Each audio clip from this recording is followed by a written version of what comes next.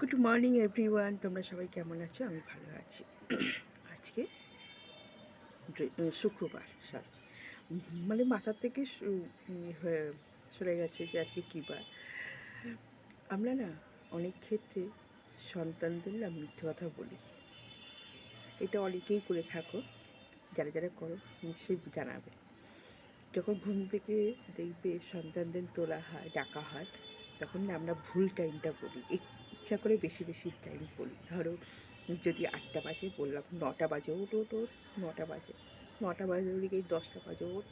এরকমভাবে আমরা টাইমটাকে সবসময় বাড়িয়ে আমরা ডাকি ঘুম থেকে।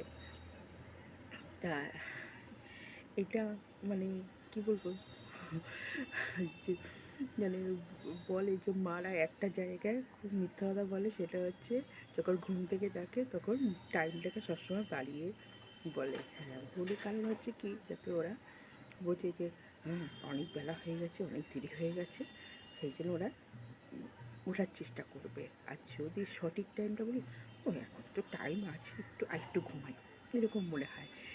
তা সেই জন্যই এই ক্ষেত্রে এইটা মানে চলে আসছে, হলো বহু বছর ধরে চলে আসছে যে এরকম সন্তানদের ঘুম থেকে তোলার একটাই উপায় হচ্ছে ওদের সবসময় টাইমটাকে বাড়িয়ে বলে।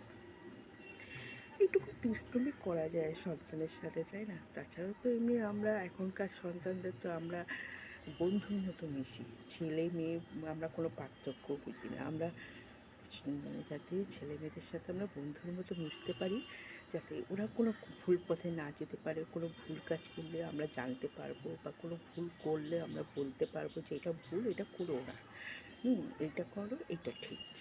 এই আমরা